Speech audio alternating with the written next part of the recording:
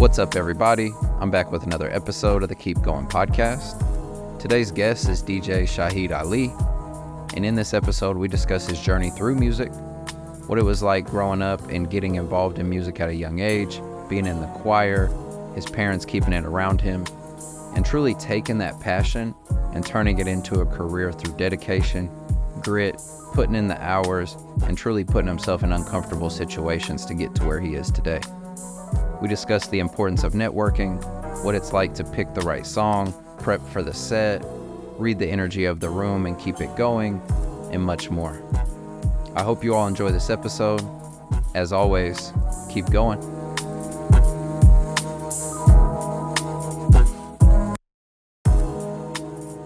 Oh man, well, like I said, I know we had to reschedule a few times, but it's a blessing to see you, bro. You as well, brother. It's been a long time, and You got the long braids now. You got the dread. I've been enjoying the journey on that. It's been about 5 or 6 years or so. Yeah. And they finally started getting long about a year ago. So it's been fun. Yeah. Good switch That's up. how it was. Like, my hair was long. It was like to my shoulders. And then, stress and life comes along. You're like, man, I'm losing my hair. So then it gets short. And then it's like, all right, I'm going to start getting it done again. So now it's starting to get longer.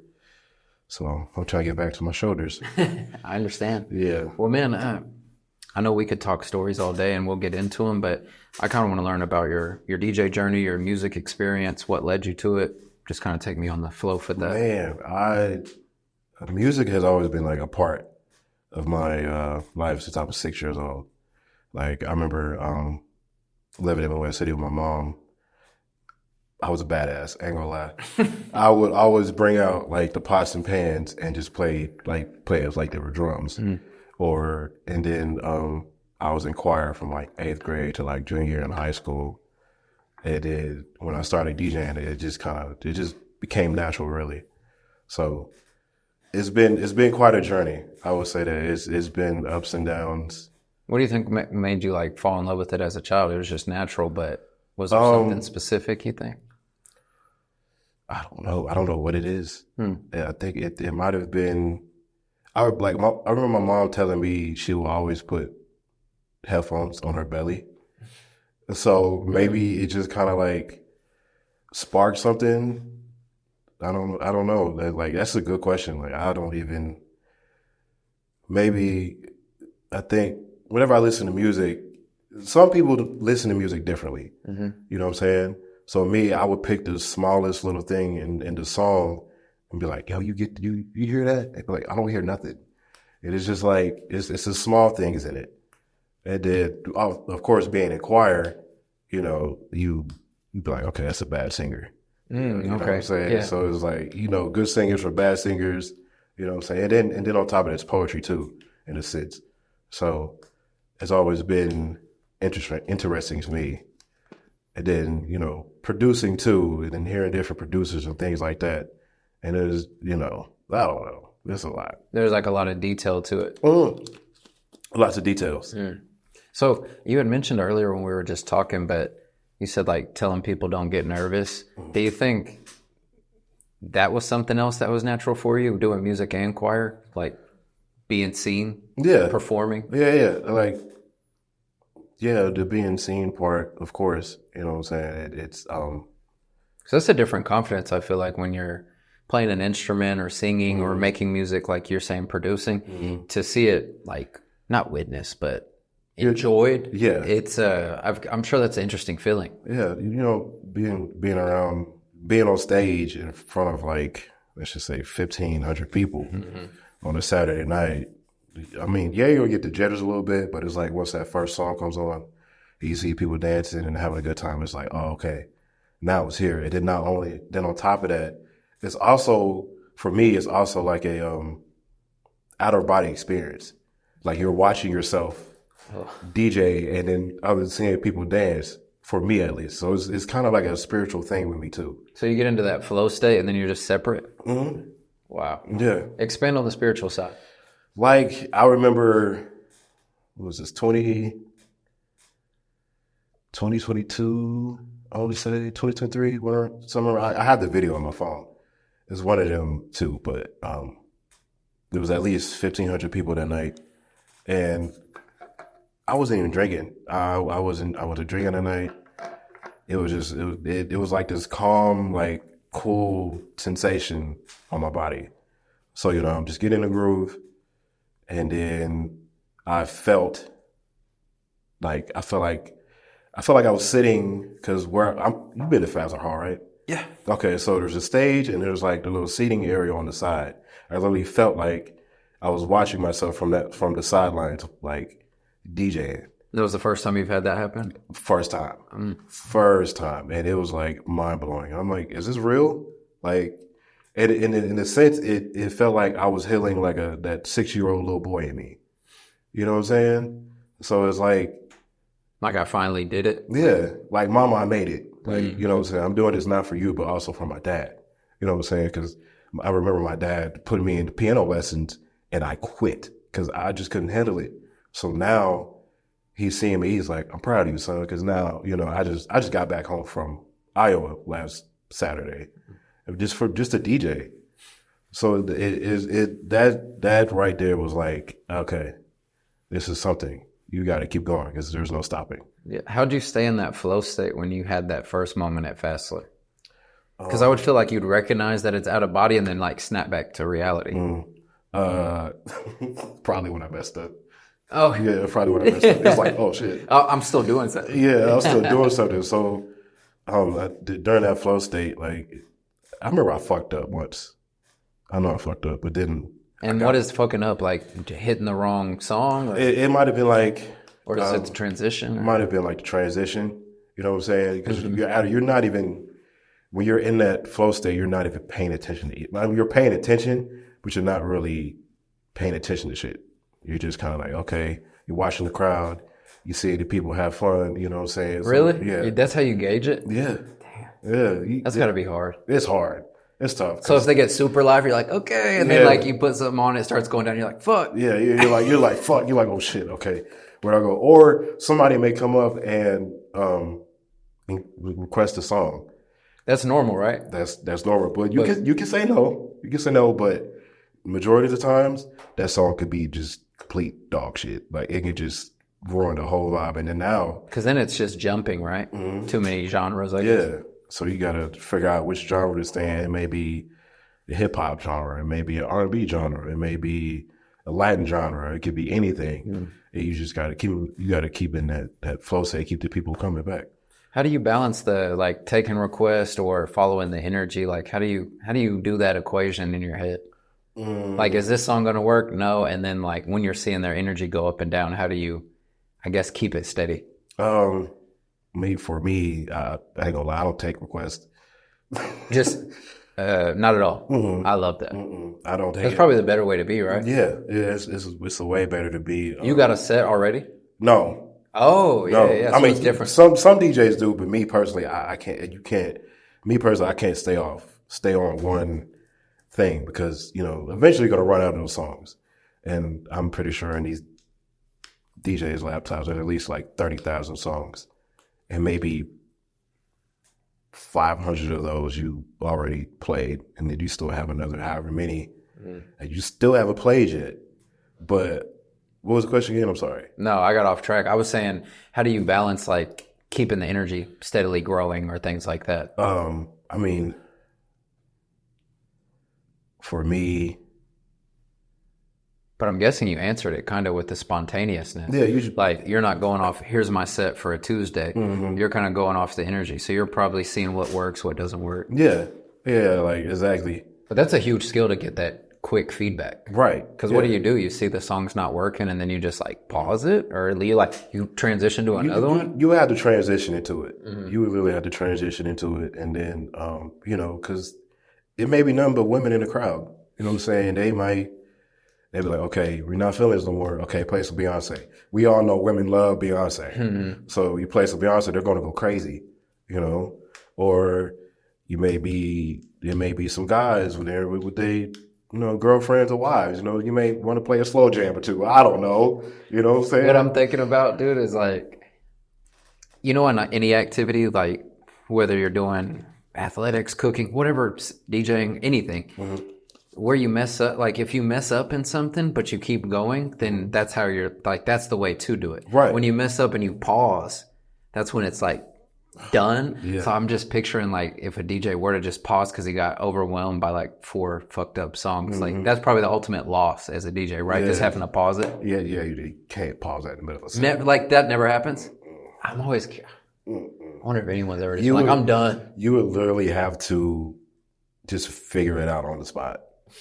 Just hit an instrumental and just let it run while you're trying to figure it out. Yeah. Or, some people may, your laptop may crash or something, God forbid. Your laptop may crash, the crowd may be like, no music. So it's like the spontaneity of it. So it's like, There's something special about like that live art, whether it's singing, DJing, any of that, like performing, like stage plays and stuff. There's something about like that human interaction. And that's cool that you get to have it on a big scale. What do you think was your first experience, I guess, getting into the DJ realm? Because obviously you did it growing up and then you wanted to do it as an adult. What was that like? What are the steps that someone has to take? I mean, you're going to have to learn. What do you mean by that? Like, what do you mean to steps? Like, what steps did you take to be a DJ? You didn't say, I want to be a DJ, and then you just took your laptop to Fastler. Oh, no, I didn't. No, I didn't. I had some lessons that from a local DJ that was from out here. So you did like some training? Yeah, like some training. That's cool. Yeah, and then from then on, I just ran with it. And then I did mostly like rap shows like during the earlier stages. And how old were you during that stage? I was 20, I'm 32 now. I was 25. 25. 25, 26. Okay. So 25, 26, I was just learning. And then, what was that? It was like 2017 to 2019. And then COVID hit. And then I think TikTok came around, and then everybody wanted to become a DJ around that time. So COVID shut everything down, and then 2021 hit. I was still like DJing here and there, and then 2021 hit. DJ Lightbright had hit me up to do a February, like a Valentine's Day spot at Fazler. And then ever since then, I locked in with him. And then 2023, I did Fazlers, The Collective. I opened up for Beat King, The Row, Young Nation, Bone Thugs and Harmony, Lil Jon. How was that? I played at Chicken and Pickle. What else? Who were so many places? I feel like Hubley, of course. What do you think sparked that growth? Because to do those 2 years or however long it was of like practicing and then doing it on your own with the rap shows, but then kind of getting like a exponential growth. They say that's how it happens, is like you're grinding, then out of nowhere it kind of spikes. Yeah. So like what was the turning point? You were just that, like, was your skill set that good for the time, or was there something different about you? What do you think it was looking back? I think what it was, I remember having a DJ out in Tulsa at Fazler, and what's that song? Keisha Cole. It was like the end of the night. It's like Keisha Cole Love. I was like, okay, there's a lot of women in here. So we put on a little sad love song. That Keisha Cole, man. Yeah, Keisha Cole Love. And it went up like... That's the one where she's like, I found... Yeah. Classic, bro. And then I posted that video, and I got so many response from that video. And I ain't trying to toot my own horn. I don't want to toot my own horn, but I feel like... But be honest, please. Yeah, but I feel like I'm the reason now, like, DJs play R&B music now. Like, it's the cool thing to do. Like, I mean, of course, there's always this debate of, y'all play the same R&B songs every night, but it's like, okay, if we play a deep cut, then y'all gonna get mad. But me personally, I like to take a risk. And that's where that spontaneous. Okay. Yeah, that's dope. Yeah. I love that. I mean, because you saw it hit me just instantly with that song. I'm like, I just remember like my sister blaring that while she'd be getting ready in the morning. Yeah. Because our radio had to be as loud as possible. And I'm just like, however young I was, like, and then there's the music videos at the time. So that's why it hit so hard, because people were spending a lot of time. Yeah. And so after that, you kind of grow, you start doing all those places that you talked about, and kind of, I guess, solidify a name for yourself in the DJ world. Yeah. And then was it last year or the year before last? No, it was last year. I got with one of my DJ colleagues. Her name is DJ Danny Gold. Shout out to her. She hit me up one night. It was on Halloween night, and there was this event called Cozy Worldwide, and she was like, "Hey, we both love R&B music. Why don't you just try it for this?" And they were at Bungalow 23. I think they had just opened up, and they had a little Halloween thing, and it was already too late. So I was like, "Damn, I couldn't get in the time because they needed a mix and everything. They needed a DJ from Oklahoma."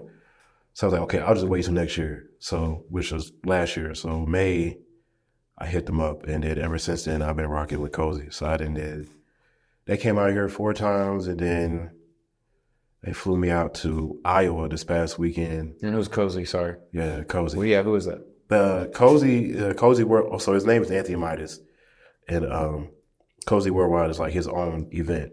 Okay. So what he does, he just goes around the United States and just throws R&B parties. He's been to like. So you found your niche. I love that. So he's been to like Hawaii. He's went out to Cali. Where else? And he's from here? He's from he's from Cali. He's from Cali. Yeah, but you connected with him. Yeah, he resides in Dallas. I think now. So then, I think like last year he booked me to come out to Dallas, and was that your first out of state? The first time going to Dallas, or you already had? I've already had it, but it was mostly in Dallas. Okay. But I think what solidified me and our relationship is like the man invited me out to his crib to meet his wife and his kids. And to this day, I'm just mind blown because I'm like, bro, you like what? He's like, no, bro, like I see you got the potential to do it. So you had the potential to do it, and you love R&B music, and a lot of people can't do what you do.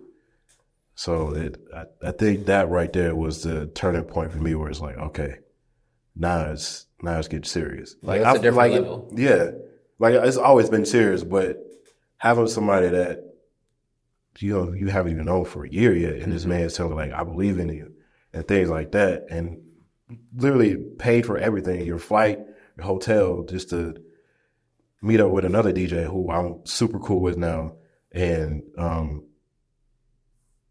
just offer a relationship. Like, relationships are super important. Yeah. So it's just crazy when we see it, though. Yeah. Even though we're getting older, we're still young in our grand scheme. Right. And it's like we grew up seeing people with all these relationships. We're like, how do you know everybody? But it's like actually wild. Yeah. You'll know someone 6 months, a year, or maybe a couple years, and just the opportunities there are endless. Yeah. And you're sitting there getting another level of connection where he's like, no, I trust you. I'm going to bring you into this circle. Yeah. Because they're meeting someone's family and doing all of that is, that's a different level. That's a different level. And it's awesome that it was able to build confidence in you. Like, okay, well, I'm going to level up then. And he was like, he looked me dead in my ass. He was like, bro, you're part of the team now, bro. Like, you're part of the team, bro. So, because like I told him, I had to ask him, I was like, man, I really want to travel. He was like, because at first I was like, I don't want to step on nobody's toes. He was like, bro, you're part of the team. You're not stepping on nobody's toes, man. I got you for these dates. Let's look up some flights for you. Next day I called him, looked up the flights. All right, bet, cool. Flew me out. So it's just like. What was that like? Kind of you said the made it moment with like doing it with that out of body experience, but that is like a real level up. Yeah. What was that like to keep? Was it another thing where you're like, don't get nervous, just be in the moment, or like how do you keep your poise? Because I ain't gonna lie, I be nervous a lot of the times. Like meeting these guys who been doing it longer than I have and have these big events, and just sitting there and talking to them, and I'll be scared. And then on top of that, it's one of those things where it's like, okay, if you don't do it, then 5-10 years later now, when you get older or whatever the case is, you're gonna be like, man, I should have done that. Mm-hmm. You know what I'm saying? Because who knows? He maybe would have helped you out, maybe not. But it's the simple fact that, excuse me, you tried. Did you have that awareness, or did you miss some opportunity? I had that awareness. You had it? Yeah, I had it. You didn't have to learn it the hard way? Yeah, that too. Oh, that too. Yeah, that too. That's what I meant. Yeah, that too. Because, sometimes, some DJs, I don't want to say some DJs, but some people, they don't want to see you grow. You know what I'm saying? They don't want to see you like. Is that normal in the music industry or the DJ industry? Yeah. So it's not as collaborative. But now I've especially out in Dallas, I see a lot of DJs they're close now. Out here, this is cliquish. It is? It's cliquish. You know what I'm saying? But I stay in my own lane.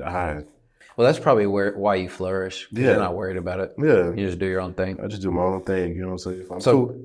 Now it's been what? That's 6-7 years of 8 years. 8 years? 8 years. Man, congrats. Thank you, bro. That's awesome, man. You're almost at that 10-year mark. Yeah. Which doesn't mean anything, but it's still awesome to see that consistency. Because like you said earlier, you're like, the only thing I can do is keep going. And then you're able to really get out of your comfort zone. Yeah. Coming back from Iowa a week ago and things like that. Yeah.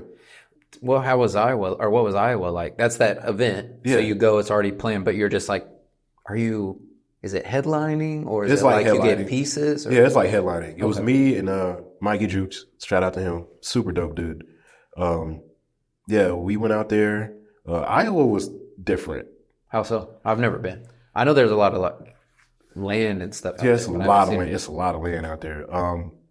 Where I was at was Waukee, Iowa. It's 20 minutes outside of Des Moines. But I went out there and, you know what I'm saying, it was cool. You just see a lot of people. They have a lot of new buildings that I've noticed. Yeah, I think it's a lot of real estate going on out there. Okay. And then new neighborhoods was getting built. And then go ahead, take a second. Yeah, these alleys with my ass, man. Are you good? But Waukee was dope. It's one of them states where it's okay, you got your retirement fund type of thing going on, you're set. It's one of those states you can move into, or cities you can move into and just settle down. That's what I've noticed. So the crowd must have been different, right? Or it was similar to what you're used to? Similar to what I'm used to. Oh, good. Yeah. So it wasn't any different. I guess because it's that guy's events. Yeah. So it's the following. Yeah. Yeah, because I think that week or the week before he was in San Francisco. Okay. So still on that side. Mm-hmm. What was that event like for you? Different because it's like I said, it's on a larger scale. And then not only that, you have a green room. So I thought that was dope. You have a green room, but for me personally, it was dope. I was nervous. I could tell I was nervous because my set was a little off. I was nervous because you're in a different city.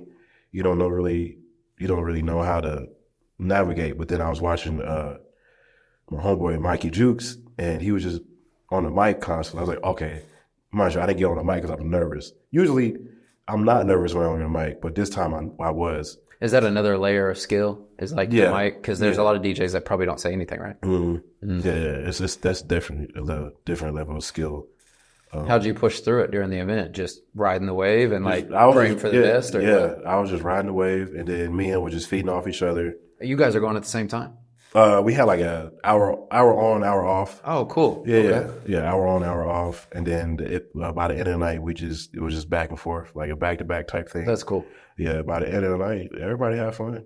How long does that event go for? We started from 9 and then until 1. So a good amount of time. Yeah, 1:30, I would say. And you're just in flow state as long as you can be. Mm-hmm. Wow. Yeah. Man, congrats on the growth. That's awesome. Thank you. Speak on the mic skills, because that's not anything I thought about. What's the skill set of using the mic as a DJ? And then what layers does it add to the experience? At first I wasn't really doing it. And then one night I just got on the mic. And you got that R&B voice, you got to. Yeah. The experience has been it's been interesting, I would say. How so? Really, I gotta stop saying so many haze. That's what I've noticed. What? Hey? Oh, on the mic? Yeah, like on the mic, like, hey, I'll be trying to think of other things to say, but you be so into the moment, it's like, okay. And you probably notice more than anybody. Yeah. And then, and then being in it, it's, like, of course I want to do like hostings too. So I think that would help me out a lot. Like build that skill set. Yeah, build a skill set. Yeah. So you had mentioned earlier that your style is kind of like the R&B style. And I was just curious, what draws you to that music the most? And then like, what type of energy are you able to give by playing those type of sets? Why you chose it and what do you think it does to people? I think why I chose it because of my dad. My mom and my dad. They never hated rap. I ain't gonna lie, they hated rap. So you grew up on it. Mm-hmm. Yeah, so my dad listened to like a lot of like Teddy Pendergrass, like Al Green, like Keith Sweat. Just soul? Like soul music. And my mom was more like neo soul, okay. Like what's her name? Erykah Badu. Yeah. Angie Stone. Who else? Maxwell, D'Angelo. Great music to grow up on and build a style from, for sure. And then that right there, I just it just instilled in me. Because I listen to rap, of course, but I have my artists I listen to. Mm. Like, some people are like, oh, I listen to Drake. Like, that's cool. I'm not a big Drake fan. But. Yeah. We were probably Drake fans for like junior year. Yeah.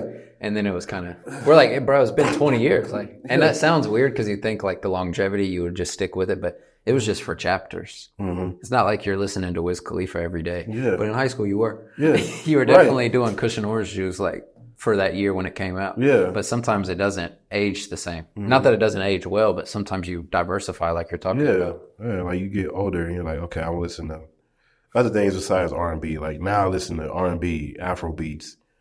I'm a piano, little bit of house music, like K-Tronada. Who else? Like, what I say? House music, jazz. I like jazz now. Yeah, I like jazz. Yeah, jazz is dope. What else? John Mayer. I don't know what classifies. Yeah, but what's that, like blues kind of? Maybe. Yeah. Like I like old country sometimes. Yeah. And I never liked country music. But now when I'm playing pool, sometimes I'll let the old country play and I'm like, man, it's just going. But it's weird how your palate changes. It's just like food or tendencies or whatever. It's like, I was talking to someone the other day. You know Renee, right? Renee. You remember Renee from high school? Probably don't. But anyway, he was a friend of mine and his uncle. Is he short? No, I think you're thinking of somebody else. Renee. It don't matter, bro. It's all good. I probably remember him. Yeah, he was at Fassler probably during your heyday. Yeah. But his uncle is the one that put me onto oldies as an adult. So I was like in my mid-20s and I was working at his physical therapy clinic like a mile from here. And the only thing he played was oldies. So I started learning about people like just all those ones you were mentioning on the soul side, but also like I'm trying to think, what is it? Something Nelson. Willie Nelson? No, I know him. No, the Neville something. It's just like an old school guy on that soul side, but it was just like multiple layers. Yeah. Like old Bobby Brown songs, or not Bobby Brown, James Brown songs that I didn't know, like his first albums or second albums, and then like that genre. And I was like, man, I've been kind of missing out. And then I met my wife and she listened to a wide range too. And now the stuff that plays on the normal day to day, I'm like, man, I would never listen to this. Like a lot of the songs now that come out are sampled from those guys, like the James Brown, the Bobby Womack's, the B.B. King's. Like it's like, and sometimes you don't even know it until you Google it. You're like, what? I know that horn was from this song or that song. You ever pick it up randomly when you're listening to them and think, hey, I've heard that before? Yeah. I know what you mean. I think I have that all the time. I'm trying to think of one that recent just happened to me. I feel like, it was what's that song? How Do You Want It by Tupac. So that sample was from Isaac Hayes'. I forgot what song it was, but it was from an Isaac Hayes song. Man, that double album of Tupac, I grew up on that. It's so funny. It was America's Most Wanted, and my mom had it forever. Yeah, it was just both discs. Yeah, I'm like, I remember opening the booklet, and then like it was like it was like a cartoon, and it was like Tupac. It was like a bag of weed. It was like a girl right there. I was like, bro, It's funny that you bring up the like the samples though, because sometimes when I find the sample of a newer song that I like, the older song is like more of a vibe, I guess. Yeah. It's like so raw or a different sound or Yeah. I don't know. It's just interesting how it works. And then mentioning like John Mayer and other genres like that, it's like, man, if you are just like capped off, you're gonna miss so much. Oh my God. So much layers. I'm trying to learn Spanish, so I've been listening to a lot of Spanish music, and I've been doing that for maybe 6 months on the music side. I've What's found that some process been like? Oh, so hard. Yeah. It's so hard. I'm lucky that I'm exposed to it as much as I need to be, as far as through real estate or other people in my life. My wife speaks Spanish, or like certain restaurants and stuff. We kind of have a big Hispanic presence in Oklahoma. Yeah, so sure. I'm able to practice. But the music side has been nice because I like that. I like learning. I don't know what it is. The personalities or the type of songs they come out with. Yeah. Like, because they sound like other songs I've heard, they're just in another language, and that's been fun to dive into. Yeah. I've actually found a lot more help when I can lock in and read the lyrics as it goes, even though I'm not reading it in English, I'm reading it in Spanish, Right. to associate how the words sound. Because me and you talk differently, Yeah. but we know English, so we're like picking up the words. Right. People who speak Spanish or different versions of Spanish, they're speaking the same language but different tones, and I'm like picking up how certain people say this word versus how they say this word, and it's been fun. I've got to look up her name. I'll show her to you because you may like it. It's not R&B, but it's a Spanish speaking singer, and it's definitely really good.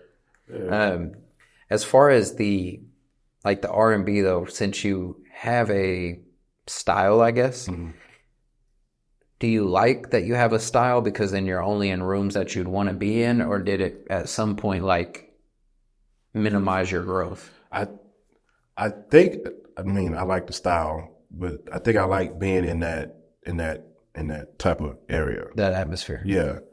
Cause like there's so many R&B songs that I've never heard before from like back in the day. But yeah, I like being there. But then again, I don't want to put myself in that box. So you don't cap I'm not an R&B DJ. Yeah. I don't want to be just that. Like, of course I can do the R&B. That's literally my bag. But I also can do hip hop. I can do Afro beats. I can do amapiano. I can do, what else can I do? There's anything I can do. Like, I can play Latin. Like, you know, I know a lot of people request some Bad Bunny or, you know what I'm saying, or things of that nature. But I don't like to put myself in just that one box. That's awesome. Yeah. Keep that creativity. Yeah. What's the process of a DJ? Like, how are you researching other songs? Because even though you're doing it spontaneously, like while you're mixing, you're going to find that song, right? Yeah. So you know what you're looking for. Like, how do you study songs and then like see how they go together and know that sometimes if I play this, I may play this? Or what's that process? For me, because music is constantly coming out every single day. But with like song selections, like, because sometimes whenever you got a song going, you really got to pay attention to like the BPM or the key. Okay. The key may be and that's beats per minute. Yeah. And then key, how would you explain that to me so I can visualize? So the BPM is like 89 beats per minute. Yeah, but how do I feel that? Is that like boom, boom, boom, boom, boom, or boom? That's like, it's like what's one that's like 89? Not even that. Let's do what's that song by Maria by Santana. Yeah. That's like, let's say like 96 BPM. Okay. Because it's like it's got like a Latin feel. So it's got that. You know what I'm saying? Okay. Okay, so then I forgot what key that was. But then so you're like, all right, so cool. That's beats per minute. And then key is key is like, I guess you could say it's like the flow of the song or something like that. That's more like the BPM, but the key, trust me, I'm studying the keys too. Well, I just don't even know what it really means. Yeah. That's why I was curious. So the key is like like F, G, that type of stuff? Like 5A, 5B, 6F or something like that. Like, okay, so let's say... Does that mean it's easier to listen to if you stay within the similar keys when you're changing songs? Yeah. Because if it changes too abruptly, then it's like it breaks the flow? Yeah. Interesting. Yeah. So... You're almost putting people in a trance for that Pretty much. amount of time. Yeah, and then if it messes up, then they're like, oh, I'm back in reality. Interesting. So how do you study key then? Like, you sit there and like you probably are listening way differently. Yeah, like for me, like the example I was giving, like the Maria song by Santana. It's got like I don't want to say it's got like a Latin feel, but it's like a dark tone to it in a sense. So it's like, okay. And then, I may bring in Busta Rhymes, Put Your Hands Where My Eyes Can See. And that has the same key because they're both like a dark song in a sense, and they have the same BPM. So same speed. Yeah. Okay. Yeah. Different genres, similar tone. Okay. Yeah. And then when you find that connection, you just store that in the memory bank of like, those two songs go good. Yeah. And then move on? Or do you try to change some more? Or do you just like do two at a time? Or I know it's not the same every time. I'm just curious. Yeah. I try to stay in the same like if this is Maria Santana vibe, then we're staying with that for how long? Till you want to change it? Until we want to change it, yeah. Okay. But then how many songs do you think you can go in a row where it's that? Ooh, okay. I can. Like, is it just endless for you? You're like, dark 89. I can say. Because that's awesome. Yeah, I would say at least 3 or 4 songs. In a row, they almost seem like the same song. Same song. Yeah. Like, okay, you got Maria, and then you got the Busta Rhymes song, and then, DJ Khaled sampled the Santana song, which is Wild Thoughts. Oh, yeah. And then you can go and it picks back up then. Yeah. And then, because it picks back up, and then, because the DJ Khaled, the Wild Thoughts one, I think that's more like it's more loud in a sense. Because, of course, DJ Khaled's ass, he gonna yell on the song. So you're starting with the Santana and like going up. Gradually. And then do you go higher or do you bring it back around? You go higher, or you can bring it back around. You know what I'm saying? And that's just where you're going off the field. So interesting. Yeah, you can just go, just like a roller coaster. You can just, okay. It's like a roller coaster. Because you don't want to stay in that same, because people gonna get bored. Yeah, you don't want like coffee shop music. Yeah. That's interesting. So have you had any bad experiences DJing where you really messed up, not just like a little mess up and fix it, but like where you felt like you really just fucked it up? I wouldn't say on the mixing part, but it was like more of the business side. Okay. I got booked for Bone Thugs and Harmony, and it wasn't more. I should have had a contract there, just have them to sign, but I got there on time. I did my thing, and I didn't get paid. He had something in me was like, bro, this dude is shiesty. He's funny acting. Like, you're telling him your price, and he's like, oh, I'm gonna give it to you, blah blah blah. And you're like, you're trying to find him. He's nowhere to be found. The guy that hired you, I guess? Yeah, he's nowhere to be found. And it's like, okay, it's like, bro, that's pretty crazy. Yeah. Like, especially for an established group to have people involved with them that are going to do something like that. Yeah. So you get done with the set and then you're looking, no one's around, you just have to go home? Damn. Yeah. And then I tried texting them. Nothing. No text back. No, nothing. What do you do with that? Just move on? You got to just charge it? Yeah, you got to charge it again. Like, I got content out of it. I had my camera with me, so I got content from it. So, so that helped out a lot. Still opened a door, but if you don't have that contract. Yeah. So now moving forward, you're a lot different on the business side. What steps do you try to take? Do you manage everything yourself, or you have someone that like manages your bookings? I usually do it myself. Okay. Yeah. And that's where these are the terms we're agreeing to this before the process. Yeah. Nice. Yeah, you got to learn. I mean, there's always those lessons. Yeah. You'll laugh at this. I was with Sydney and James and them, and we were camping last weekend. And I told them when we were going to sleep, not James, but mainly like, I think it was Sydney, Dee Dee, our friend Jesse, and James. Jesse had grabbed some of his food. Sydney and them kind of left some of their food on the table. And I was like, well, you all are going to learn a lesson because they're going to dig through it. These raccoons just wrecked it. Like, just wrecked all the food. Sometimes you got to take the lesson. Yeah. Like, you didn't get paid, and you're like, never again. Yeah. It's a lesson learned, too. It's not necessarily a loss. But you didn't sit in it. You just moved on. Yeah, I just moved on from it. Like, this is what is going to come with it, Some people not gonna pay you on time. Some people gonna pay you on time, and that's okay. You know what I'm saying? As long as you did your job, you did it well, and you showed up, and you did what you were supposed to do, that's all that matters in it. Because they can't say nothing bad about you now. So it's just, you have to charge to the game.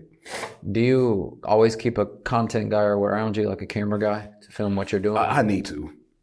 Yeah, it's like required. Mm-hmm. But I'm sure, like me and you are similar. You're probably just in the moment sometimes too. Mm-hmm. So most of the time, you're not like recording your sets. When you're at somewhere, they're just sets, right? Yeah. Okay. Yeah. I picture like you, since you have such a cool style, you could be those people on YouTube. Because I watch them sometimes, like where it'll be like Afro beats, like you're saying, and it's an hour of someone sitting in their house messing with stuff. Have you ever thought of doing something like that, or it's not your thing? You like the people? I thought about it. I thought about putting myself out there on YouTube, but it's just like, I could do it on my phone, of course, but I feel like I would want somebody to have like a camera. Yeah, like the quality type of thing. I wouldn't mind paying somebody to do that. You would? Okay. Yeah. I mean, I do have somebody to pickle back on your question. I do have somebody that helps me out with like the content side, but sometimes she may not make it. Yeah. You know, because she has a kid and everything. So. So mainly the goal right now is just the events that you do. Mm-hmm. Okay. And then you have like a steady, I guess, contract with certain places like Fastler. Yeah. Okay. Yeah. What's it like having the same place? Like you're the tone setter. Does it feel like your space? Yeah. It feels like my space. You know what I'm saying? It didn't. There's also another DJ on Saturdays, Coral Samurai.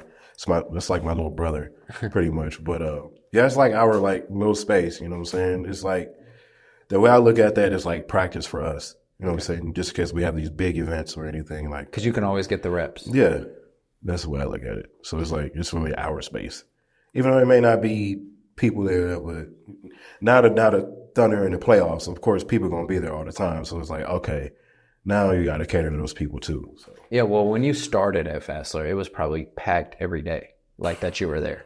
Has it slowed down some? Yeah. Okay, because it used to be insane. Yeah. Like when I would see you there, and then like Skylar Hedrick was the bartender, and it would just be like 600 people in there, it felt like. Yeah. I don't know how they managed it. I don't know either. But it slowed down a lot due to, you know, some BS goes on. Like, well, I don't want to go into it, but it was like 2 or 3 years ago.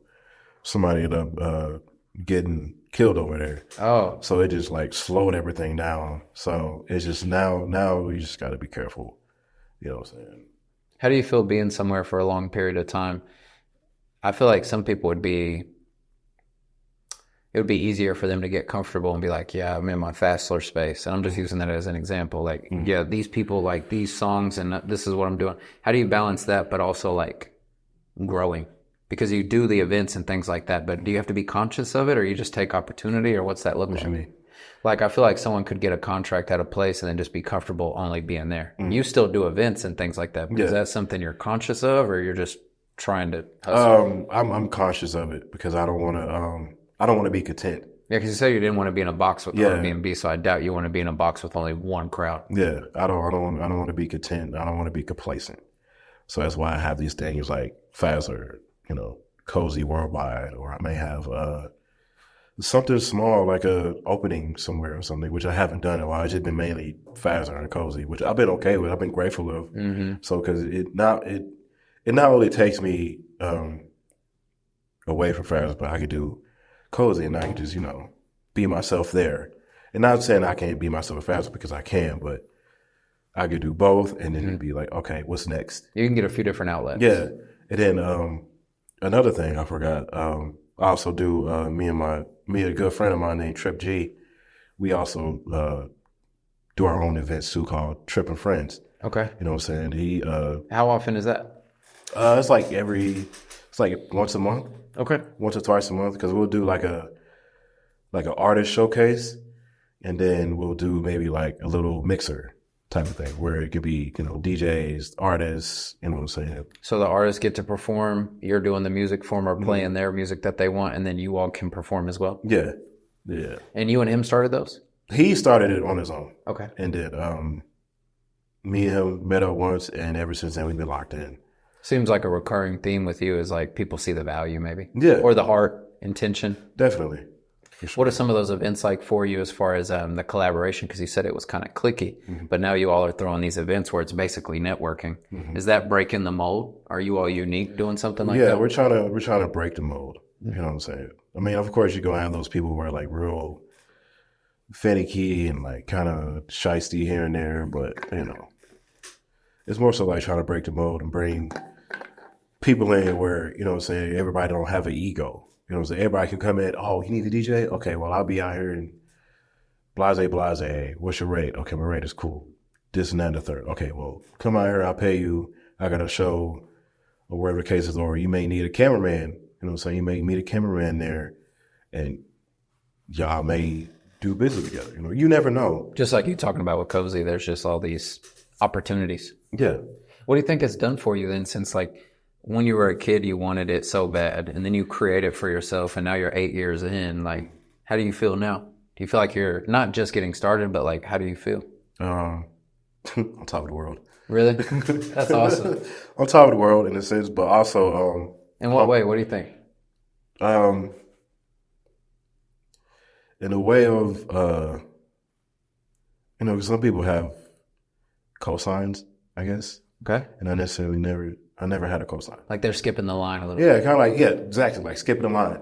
And I didn't want to skip the line. I didn't want to be the person that's like, okay, well, I'm going to jump on this guy's wave or this guy's wave. I've always been in my own lane. Doing the work. Yeah, just doing the work, putting the footwork in, putting your, what they call it, your 10,000 hours in. So that always stuck with me. And then I always, you know, stay true to myself. You know what I'm saying? Even if I had to, like COVID, you know what I'm saying? I didn't DJ for a whole year, but I still practice. You know what I'm saying? I still practice. And then, I bet your house is live. Yeah. Yeah.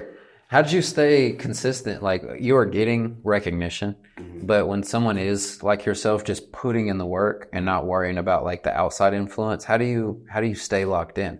You just knew you had something in mind, or? I mean, I feel like I always had something in mind, and that was to, you know, I just didn't want to do I wanted to do something different. You know what I'm saying? Like, a lot of my family are like either nurses or like doctors or have a good job somewhere. I didn't want to, even though there's nothing wrong with that, but I also wanted to do something outside of the norm, which was music. And music has always been a part of me. So now that I'm DJ, it's like, oh, okay. Makes sense. Makes sense. Yeah. You know what I'm saying? It's cool to be able to expand on your gift like that. Yeah. It's like finding your passion. You know what I'm saying? Sticking with your passion. But also being mindful that, okay, well, you know, bills are going to come too. So find you a job and then just do both. Yeah. You know what I'm saying? But don't burn yourself out.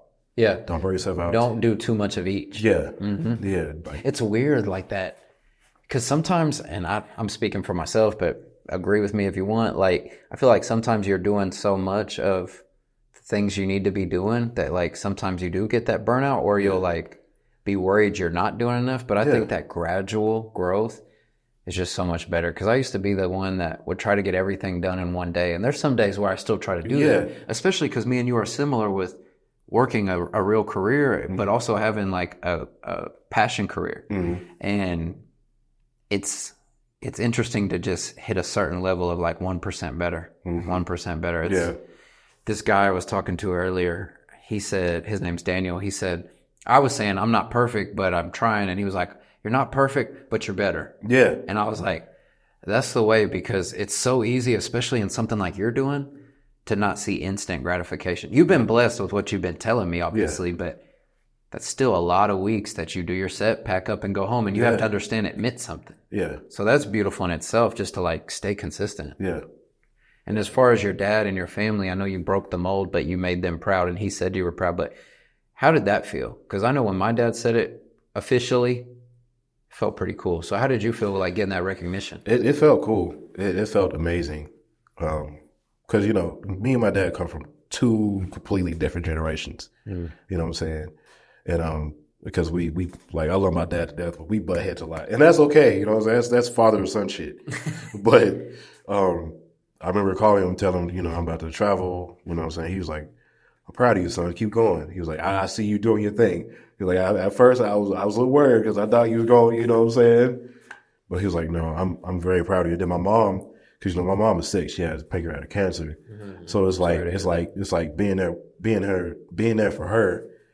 And she's seeing it too, even though she can speak, but she can't really like move around as she wants to, because of course she likes to see me DJ. She has before, but was that a special feeling for you? Mm-hmm. Yeah. Did you play some songs she liked? Yeah, of course. That's awesome. Yeah, that's awesome. She was out there dancing with her little short ass. You pulled out like some real classics. Yeah. Is that from 1956? Right. Right. Yeah. Man, I love that. I mean, because there's something special about taking risks, and then you don't get the recognition up front. You just won't, no matter what it is, whether it's any type of entrepreneurship like we're doing. You're not going to get it up front. There'll be a couple people that support you because they love you. Yeah. But there's ones that love you even more that they're like worried. Yeah. And then once you like break that barrier, then it is like you said, on top of the world. Mm-hmm. It's an interesting feeling. I guess the biggest thing to keep in mind is like do what got you here. Yeah. And then just like stay building that. Right. How do you balance that? Because that's kind of a tough battle. Like some days you may not want to perform as much as others. Yeah, because there's times where I just don't want to do anything. Because you know what I'm saying? I work Monday through Friday, and then Friday I may have to, I'll DJ at Fazner's. And then Saturday I may have the gig somewhere else. And sometimes it can get exhausting. But how it balances is I don't try to, I stay in the house, number one. I don't try to go out, do too much, especially I work in a warehouse. So it's like, okay, I don't want to do anything. Yeah, you're putting manual labor in. Yeah. Yeah, and that takes a toll on your body. But for me, how I balance it is just, I just rest. I just rest. Just real conscious of it? Yeah, just real conscious of it. How do you make sure to show up, though, when you are performing?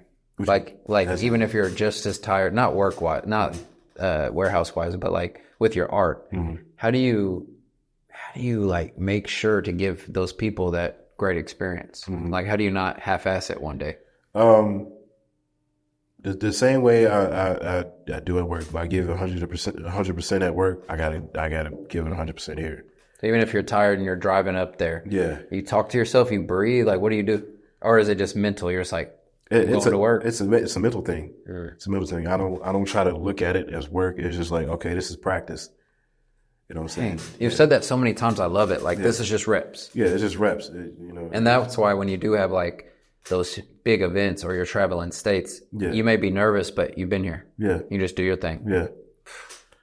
I bet that's a crazy reception and like feeling for you to see the work working. Because like in any type of sport or discipline, right? You practice, then you perform, and it's probably a weird feeling to like see it work every time, huh? Yeah, a very weird feeling. Because like, you're like, I'm good at this. Like, I'm good at this. Like, it's been 8 years and nothing has stopped yet. Mm. So it's like, no, you have to keep going. Like, there's no, you're 32 now. I don't want to be 40, 45 years old to be like, damn, I should have done that. You should have, yeah, right. I want to keep going as long as I can. As far as like the confidence, like, what do you think is something that keeps you not having that like imposters type syndrome when you go to a big event and you're bouncing DJ between you and your friend that you met and you're at this cozy event or whatever it is? Yeah. Is it just from all the hard work you put in? You're like, no, I deserve to be here, or do you feel out of place? What do you feel like?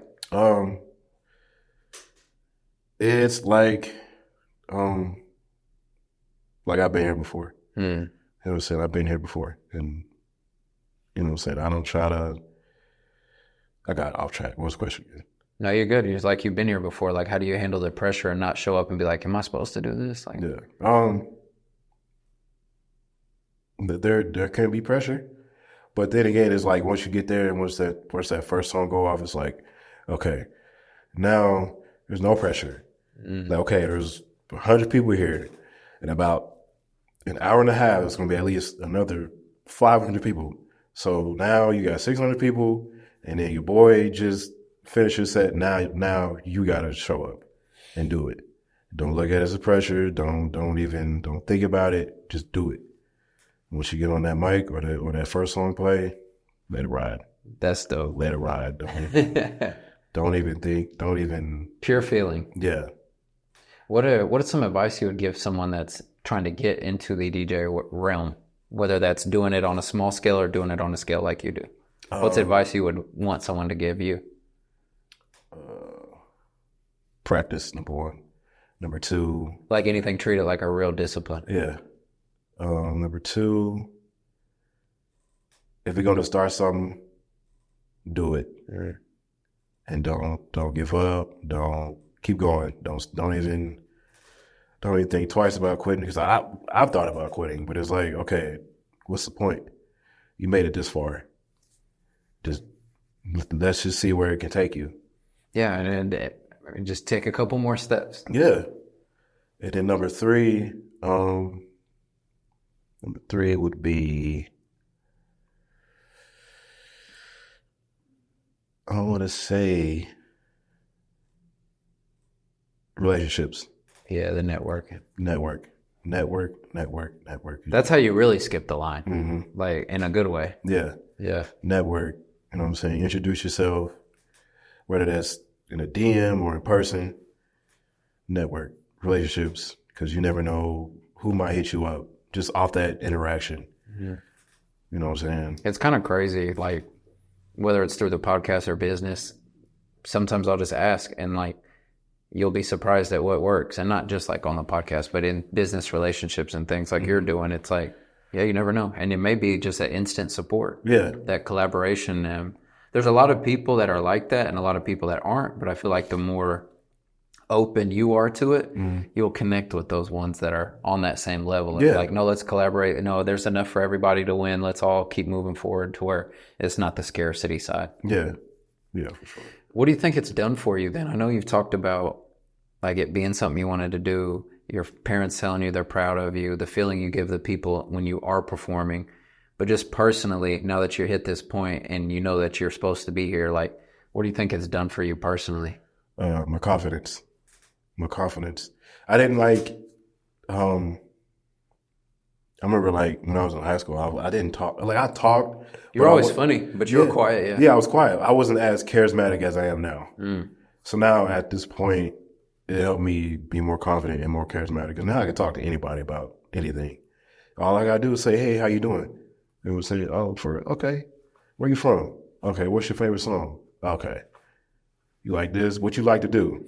Okay. What kind of business are you in? Yeah. Okay.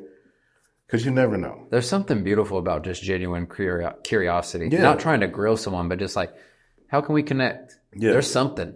It's funny that it doesn't take long. Once you're, skilled at networking and just asking questions, I mean, it doesn't take long to find some type of common interest. Yeah. And then it's like not the barrier, but like the guard goes down. Yeah. Then you can start getting into real stuff after that. But it's like you got to find some type of commonality. It could be a random like compliment on your shoot. Like, man, what you got on, man? You some tubes. Oh, okay. Then that person may be from New York. Oh, okay. Well, I'm going out to New York next week. What's some good places to eat there? Like you said, it brings that guard down. They're like, oh, okay.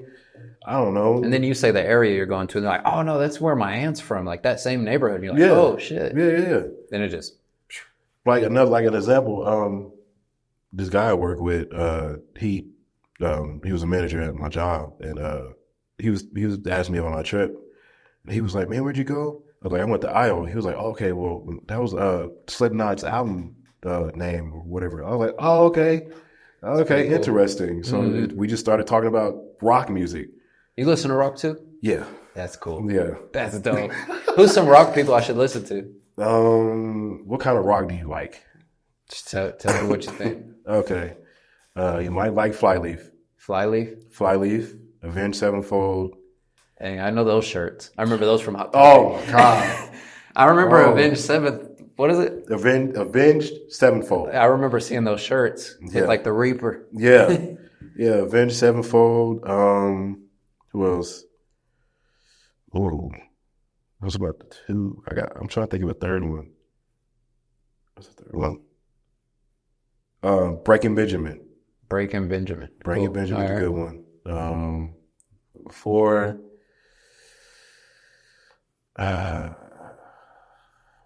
What else we got? And those are about the only three I personally listen to. Mm-hmm. Do you ever listen to like Tame Impala? I've heard of them. They're pretty dope. Yeah. It's a different genre. My wife and like my nephews are the ones that put me onto this like other genre. Yeah. It's like Tame Impala or like guitar acoustic wise, like Hermanos Gutierrez. You know them, right? You don't? Oh, Put dude. me on. Oh, dude. Put me on, bro. Oh, bro, yes. And we'll talk about it after for sure. But yeah, Hermanos Gutierrez, they're like two brothers that play guitar. Okay. So they don't sing, but they play guitar. And then sometimes they'll collab with somebody that sings, but they're just playing the instrumental guitar. It's just like motorcycle down the desert road type. Okay. That's just what you're feeling. Yeah. It's really cool. Okay. And then who's someone? And I'm just naming random ones that I've been exposed to. Like Jungle. You know Jungle. Jungle. You don't know Jungle either? I don't know Jungle. Okay. Let me take a song. There's another one I'm trying to think of. And this is rock, right? No, this is more like, what's his name? He's a black guy. It's not Dragonfly. Dragonfly. He had the song called Do-Rag. Do-Rag. What's his name? Look him up. I have to look him up. I'm trying to think of someone else that I found myself listening to that was different. What's his name? I mean, I'm going to tell you this lady real quick. Hold on. Do-Rag.